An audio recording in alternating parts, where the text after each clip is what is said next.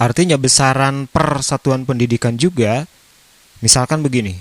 Kalau dulu untuk siswa SD 900. Kalau melihat data ini,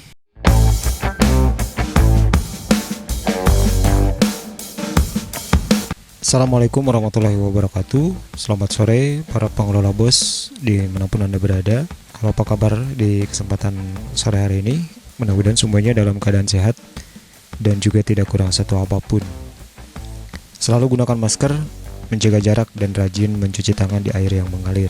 Pada kesempatan sore hari ini saya hanya ingin berbagi informasi, dan saya mempunyai beberapa artikel yang mudah-mudahan ini bisa menjadi gambaran buat kita terkait penyaluran dana BOS tahap 1 tahun 2021.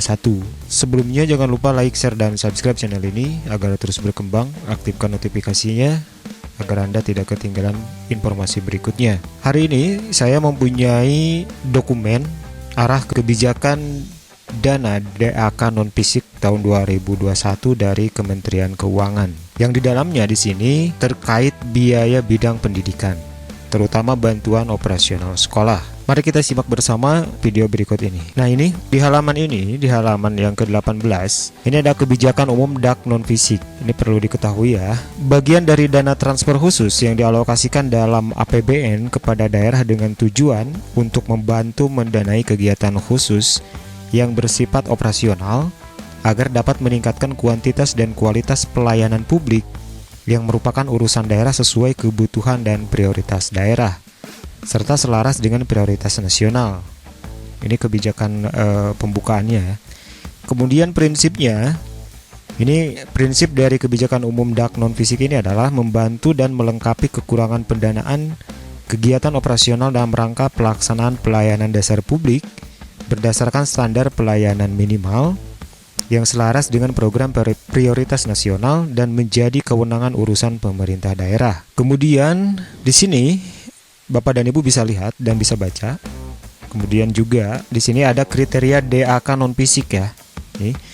Yang pertama adalah urusan daerah merupakan urusan daerah sesuai dengan Undang-Undang Nomor 23 Tahun 2014. Kemudian prioritas nasional mendukung capaian prioritas nasional dalam RKP.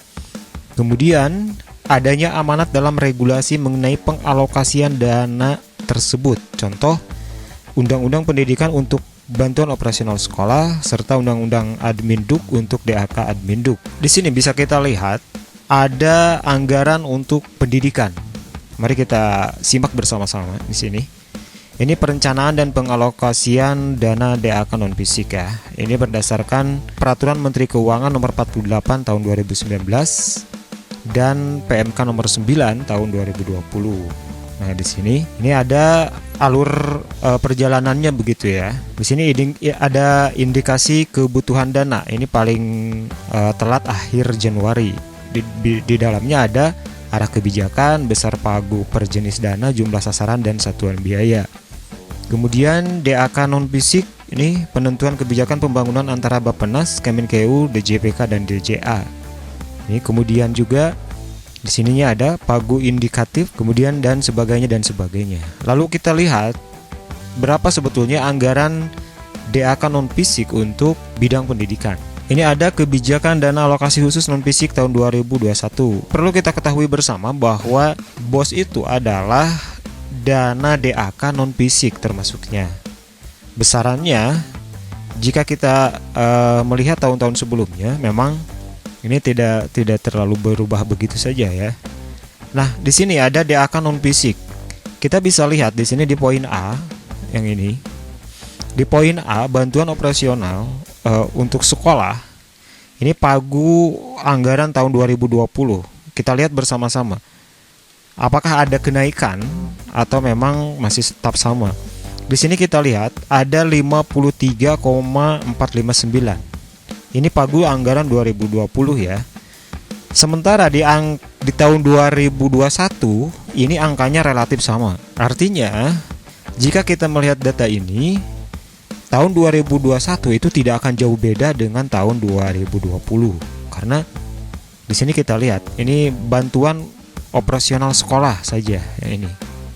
Ini tidak ada kenaikan sama sekali. Selisihnya 0. Artinya apa yang terjadi di tahun 2020 itu akan sama juga ketika di tahun 2021.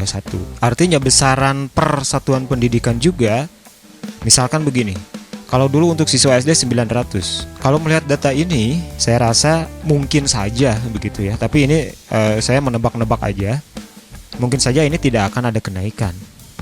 Karena melihat pagu anggaran di tahun 2021 untuk bantuan operasional sekolah itu masih tetap seperti itu, 53,459 miliar di sini. Hanya saja ada beberapa kenaikan di beberapa pos. Yang pertama itu ada kenaikan untuk tunjangan profesi guru. Nah, ini di poin D ya. Ini di poin D. Ini ada tunjangan profesi guru. Ini kenaikan selisihnya cukup besar ya, hampir 4,5 miliar. Kemudian ada beberapa pagu anggaran lain yang memang masih bersangkutan dengan pendidikan. Di sini ada tunjangan khusus guru PNS SD di daerah khusus. Kemudian juga ada tambahan penghasilan guru PNS SD ini. Akan ada kenaikannya di tunjangan profesi guru. Di sini kalau melihat postur DAK non fisik tahun 2021. Begitu ya. Jadi saya rasa untuk tahun 2021 memang angka kenaikan per satuan jumlah siswa ini, kalau melihat dari postur ini saya rasa tidak akan begitu naik ya. Maka akan tetap seperti itu. Misalkan kalau siswa SD 900.000, SLTP sekian dan SMA sekian. Kalau melihat postur ini. Tapi kalau melihat nanti kebijakan baru dari kementerian, katanya akan ada kenaikan khususnya untuk di daerah-daerah 3T, di wilayah 3T itu. Tapi kita lihat saja nanti apakah memang, kalau dulu memang di tahun 2020 ini dibagi rata, mungkin saja sekarang di wilayah-wilayah bagian 3T itu akan dinaikkan. Makanya jumlahnya hanya tetap aja seperti ini, tapi ada perbedaan dalam jumlah per siswa. Barangkali begitu ya nantinya teknisnya. Tapi nggak tahu, yang jelas kita lihat aja nanti kebijakan dari Kementerian Pendidikan itu seperti apa. Nah kemudian ini ada target output untuk DAK non fisik di tahun 2021 ini.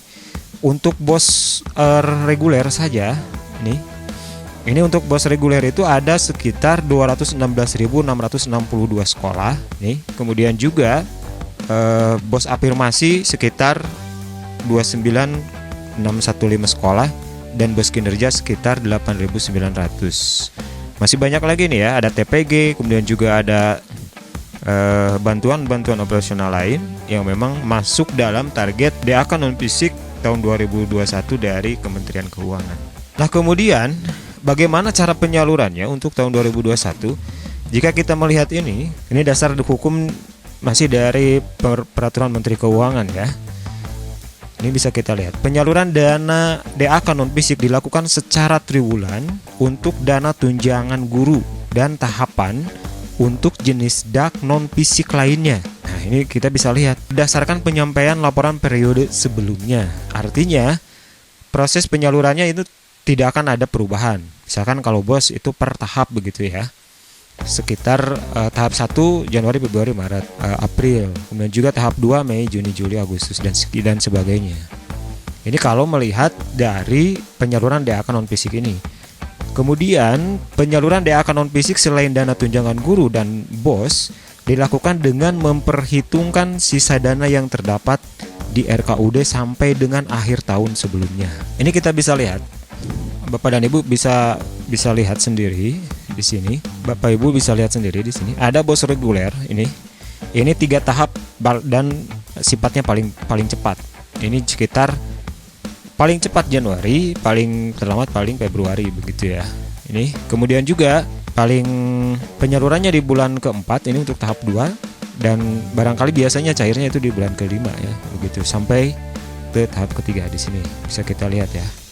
Nih. Kemudian juga untuk yang dana lain, misalkan dana tunjangan profesi guru itu sekitar bulan Maret, Juni, kemudian juga September dan November. Kalau kita lihat dari aturan ini. Kemudian juga untuk TKG, PNS SD dan sebagainya ini sama. Kemudian juga untuk BOP PAUD dan sebagainya ini 2 kali Februari dan Juli. Jadi 2 kali dalam penyaluran. Jika kita melihat dari postur DAK non fisik dari Kementerian Keuangan, gitu ya.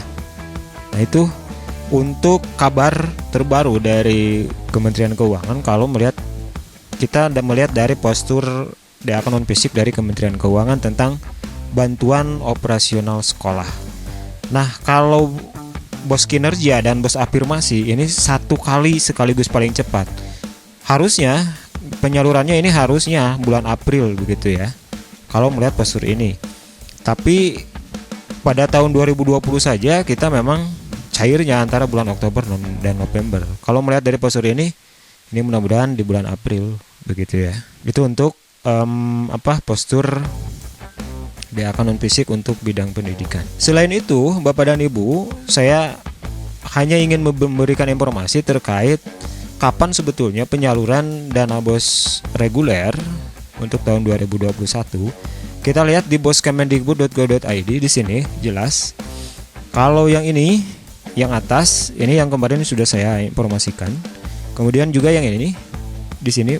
Nah, berapa lama bank melakukan verifikasi rekening BOS salur? Di sini kita bisa lihat. Di sini ada catatan bahwa bank itu membutuhkan waktu hingga 3 sampai 14 hari untuk melakukan verifikasi rekening. Jadi kemarin kan ada 18.000 rekening yang belum terverifikasi, artinya itu masih dalam proses. Jadi tunggu aja begitu. Kalau memang bermasalah dan tidak bisa mengupdate ataupun tidak bisa merubah, coba teman-teman komunikasi dengan operator BOS kabupaten gitu ya.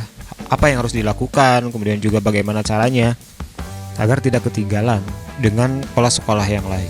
Kemudian di sini juga ada berapa lama proses persetujuan perubahan rekening oleh Kemendikbud. Di sini kita lihat ya. Ini ada hampir 18.000 di sini. Kemendikbud itu butuh waktu sekitar 3 sampai 7 hari untuk menyelesaikan pengajuan perubahan rekening oleh sekolah. Pastikan rekening yang sudah benar atau berhasil diverifikasi tidak sering digonta-ganti. Nah, itu catatannya. Artinya ketika ada notifikasi bahwa nomor Bapak dan Ibu, nomor rekening Bapak dan Ibu sudah berhasil diverifikasi, itu jangan dirubah-rubah lagi. Ketika sudah ada verifikasi ya sudah, jangan dirubah-rubah lagi. Begitu akhirnya nanti repot juga buat teman-teman semua.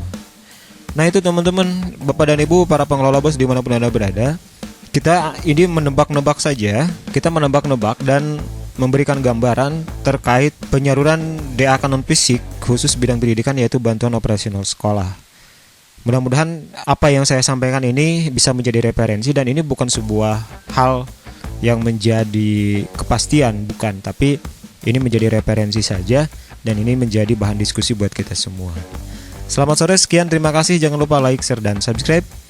Aktifkan notifikasinya agar Anda tidak ketinggalan informasinya. Sampai jumpa. Assalamualaikum warahmatullahi wabarakatuh.